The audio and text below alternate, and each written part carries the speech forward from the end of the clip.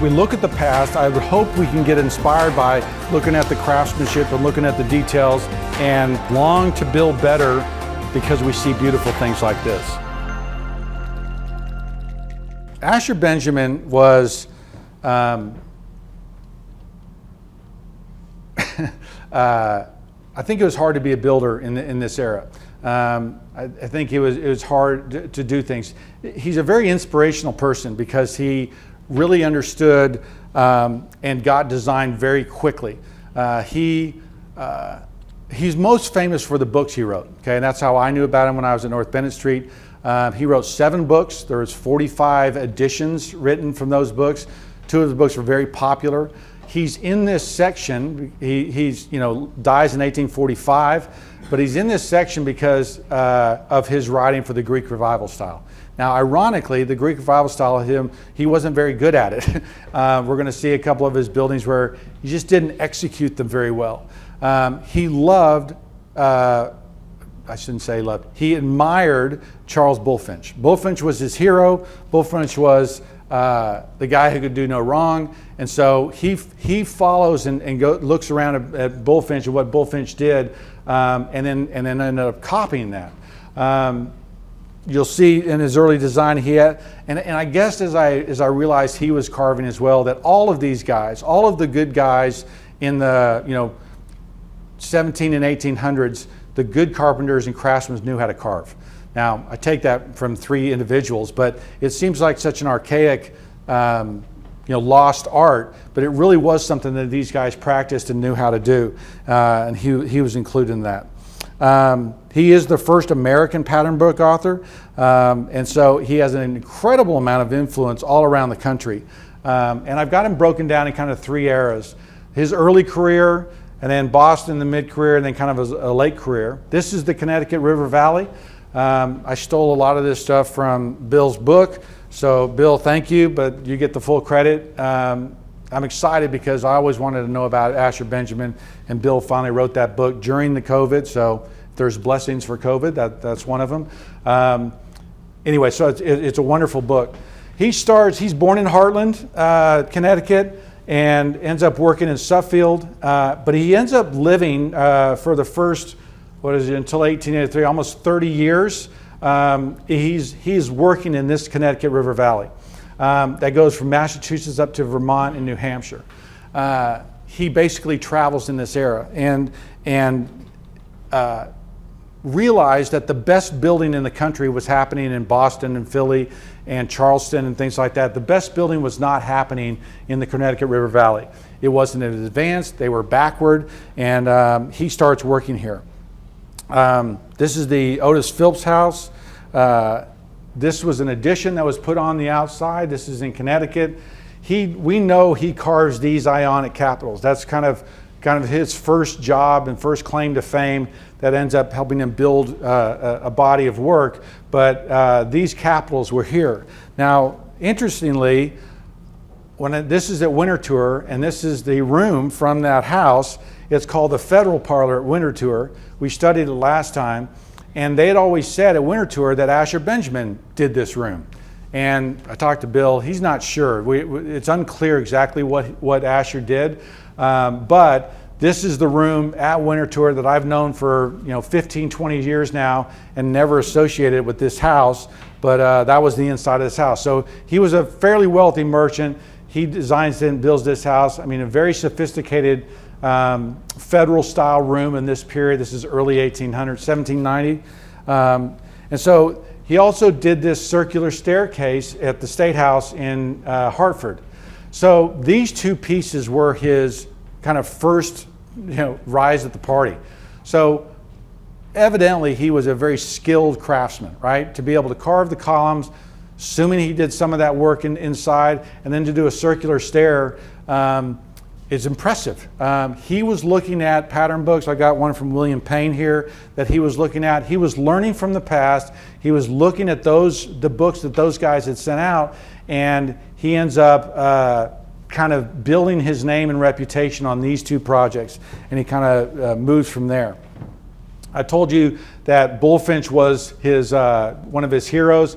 This is the Bullfinch Church in Pittsfield, Massachusetts. It's now been torn down. I think it was a fire. Asher was a traveler. He was a learner. He was always moving around trying to figure things out. And his book, his first book, ends up including this church design in it. Now we think he stole a lot of this from it was inspired by Bullfinch, but this was the design. And then this is a church in Bennington, Vermont, where we think he got the design was taken from Benjamin's pattern books. So yeah. Is Winterthur, is that like where somebody actually lived, or is that always just been a museum? This? Winterthur? Oh, yeah. He asked what Winterthur is. What's the deal with Winterthur?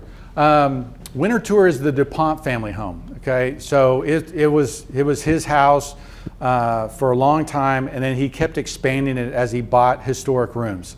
And so he had dealers and guys going out around the country buying rooms, and he found that Phillips house. They bought the parlor out of that house and they installed it at Winterthur. And so he did that with Philadelphia houses. He did that with New Hampshire taverns. If you want to go on a fun trip, if you're a millwork geek like you and I, you need to go there. It is like Mecca, right? It's just, you're going to go there. I just talked to one of my representatives there. I think we're going to go shoot video there and comparing federal and Georgian rooms and how things were built originally. So it should be really exciting. But Winterthur, if you're into architectural interiors, you can walk from a Georgian room to a federal room, from New Hampshire to Boston to Philadelphia to New York, and just, it's crazy. 175 rooms at Winterthur. 1640 to 1860. It's all that handmade era. It's a magical place. You need to go. So that's where Winterthur is. What I bring this up, though, is because his books, and I think Bill said in his book that someone counted about 60 churches, okay, these are meeting house and churches, that can be attributed to Asher Benjamin's pattern book, right? So it was an incredibly influential book. And one of the geniuses of Asher Benjamin is because he grew up in that Connecticut River Valley, he understood the challenge of being a country builder. And one of his other books is The Country Builder's Assistant. That was not meant to be derogatory. It was meant to be helpful. And he basically took very complex ideas and made them simple and executable for the average carpenter. Because the average carpenter was looking around going, they didn't travel. People didn't really travel back then. He traveled quite a bit. But he was a teacher, right? And he was a guy who wanted to share in simple terms how to build these things. And his books were incredibly popular. This is the Old South Congregational Church. Again, one of Asher Benjamin's. This is from his book, and you see the likenesses and the details if you study those two. After he went all the way up that Connecticut River Valley up to Windsor, Vermont. From there, he travels to Boston, and it's thought that he wanted to continue to be inspired, wanted to continue to learn, and so he goes there to be closer to his mentor, Charles Bullfinch. He starts an architectural school. It's one. We think he started one, or Bill thinks he started one in Vermont, but we know he started one we're pretty sure he started one in Boston. Ithiel Town, who's another pattern book author from Connecticut, studied under Asher Benjamin, we think at his school. But again, you see this heart for teaching and his heart for sharing what he knew. And so we think he had an architectural school in Boston. He had over 89 commissions in this period of time. And when he failed, he tried to build that merchant's building, and kind of all the work dried up. He started a paint store. And so, which is kind of interesting, right? He didn't really make a ton of money doing that, but we know that kind of to pay the bills and to get by, he did start a paint store. Right before he started, right in 1825, before he left to go work in New Hampshire, he did have to file for bankruptcy. So He seems like a lot of guys had to do that. So that are in the building trade. Bullfinch did, Asher Benjamin did, and so. But his work in Boston is pretty significant. These are some of his churches and meeting houses that he was building there, beautifully designed and executed. And then in his latter career, after he went to New Hampshire and was kind of a building superintendent up there, he returns to Boston. And then in this 1830 edition, he finally starts to promote the Greek revival. Now, realize what's happening is that his career's kind of dried up, but he sees the change the Greek revival is having in the country. It would have started in the 1820s with the Greek War of Independence, and so he begins to put that in there. His book sales just kind of go through the roof, and by 1836, I think it's mostly Greek revival stuff, and he begins to promote that. He becomes, his most influential books actually promote Greek revival. This is Quincy Market in Boston. He is thought to have helped with this thing. He wasn't the master builder who built it, but he was attributed to being either helping to design or consult. And then he was a part of an association called the American House Rights Society. Okay, they were early architects. They go to New York in the 1830s and start the AIA, okay, American Institute of Architects. It doesn't go anywhere. They don't really do anything. It's another 20 years before the AIA really starts. But Benjamin has changed from being that builder, house right, to being an architect full time, and he was recognized for being that at that time. This is one of the houses that, if I had said what style is that, I don't know if I would have looked at it and said, oh, that's Greek Revival. And this was the House of Waters House, 1829. He didn't build it, but he did design it. It's just kind of clunky. It's not real strong Greek revival. You see the strong temple front out there, but these things seem to be clear holdovers of the swag from the federal era. And so it doesn't really scream Greek revival. And this is where he kind of trips his way through his changeover from Greek revival. Really holding on strong to that federal thing, realizing the jobs aren't there. This was a very wealthy house. The execution of it is wonderful. It's just not, this real strong Greek revival house. So here he had 7 books. Okay, his first one is 1797. He's 25 years old. And to think he wrote a book when he was 25. He apprentices for 5 to 7 years with a guy, and then 3 years into his career, he writes this book, which is kind of crazy. His next book comes out. This is his most popular book, 1806, and then the Practical House Carpenter, 1830. One of these two is his most popular book. It's interesting that the book sales depend on the number of plates he had. The more illustrations he had, the better the book sold. His last book, The Elements of Architecture, is almost a verbal discourse, doesn't sell well at all. But this book and its influence, right? Because these are the books I was reading when I went to North Bennett Street, trying to figure out how to build, trying to figure out what these guys knew. And I know I've talked about it with Craig at Windsor when we were coming up with their molding line.